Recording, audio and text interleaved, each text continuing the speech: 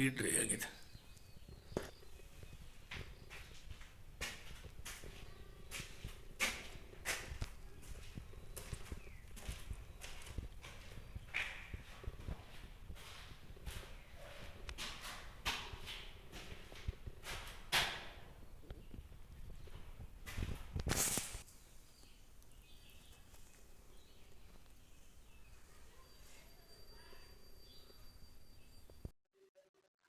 ಒಂದು 7-8 ವರ್ಷದಿಂದ ಬಾಡಿಗೆ ಮನೇಲಿದ್ದು ಹೊಟ್ಟೆ ಬಟ್ಟೆ ಕಟ್ಟಿ ಒಂದು ಸೈಟ್ ಅಂತ ತಗೊಂಡ್ವಿ. ಸೈಟ್ ತಗೊಂಡ್ರು ಒಂದು 6-7 ತಿಂಗಳಿಂದ ಒಂದು ಮನೆ ಕಟ್ತಾ ಇದ್ವಿ.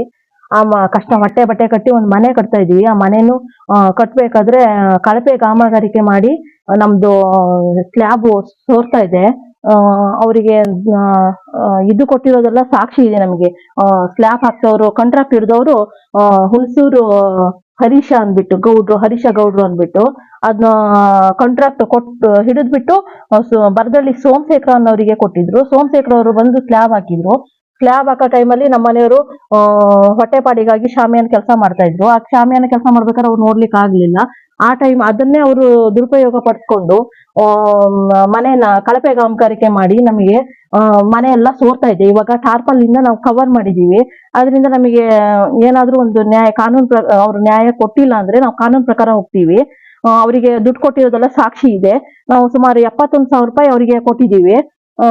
ಅವರು ಯಾವ ಗ್ರಾಮ, ಎಷ್ಟನೇ ಸರ್ವೆ ನಂಬರ್, ಎಷ್ಟು ಸೈಟ್?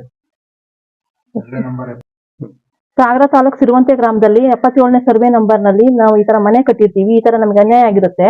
ನಮಗೆ ಕಾನೂನು ಪ್ರಕಾರ ಒಂದು ನ್ಯಾಯ ಸಿಗ್ಬೇಕು. ಕರೆ ಮಾಡಿದಾಗ ಏನಂತಾರೆ? ಅವ್ರಿಗೆ ಫೋನ್ ಮಾಡಿದ್ರೆ ಅವರು ಇದು ಬರ್ತೀವಿ ಅಂತಾರೆ. ಬರ್ಲೇ ಇಲ್ಲ.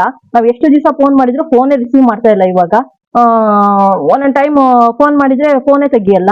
ಈ ತರ ಎಲ್ಲ ಮಾಡ್ತಾ ಇದಾರೆ. ಫಸ್ಟ್ ಮಳೆಗೆ ಈ ತರ ಆಗಿರೋದು. ಫುಲ್ ನಾವು ಟಾರ್ಪಲ್ ಮುಚ್ಚಿಲ್ಲ ಅಂದ್ರೆ ಮನೆ ಫುಲ್ ಇದಾಗ್ತಾ ಇತ್ತು. ನಾವ್ ಇಲ್ಲಿ ಬರ್ಬೇಕು ಅಂತ ಅನ್ಕೊಂಡಿದೀವಿ. ಈ ತರ ಮಳೆಯಲ್ಲಿ ಸೋರ ಮನೆಯಲ್ಲಿ ನಾವ್ ಹೆಂಗಿರಕ್ಕಾಗುತ್ತೆ? ಅದಕ್ಕೆ ಬಾಡಿಗೆ ಮನೆಯಲ್ಲೇ ಇನ್ನೂ ಇದೀವಿ.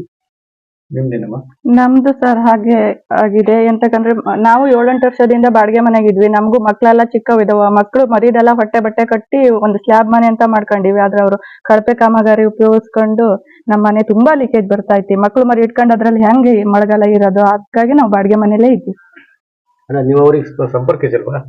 ಸಂಪರ್ಕಿಸಿದ್ರು. ನಮ್ಮ ಮನೆಯವ್ರು ಫೋನ್ ಮಾಡಿದ್ರು, ಬರ್ತೀವಿ ಸಾಯಂಕಾಲ ಅಂತ ಹೇಳಿದ್ರು. ಇವತ್ತಿಗೂ ಎಷ್ಟೋ ಸಾಯಂಕಾಲ ಆಗೋದು, ಇವತ್ತಿಗೂ ಅವ್ರು ಬಂದೇ ಇಲ್ಲ. ಈ ಡ್ರೈ ಆಗಿದೆ.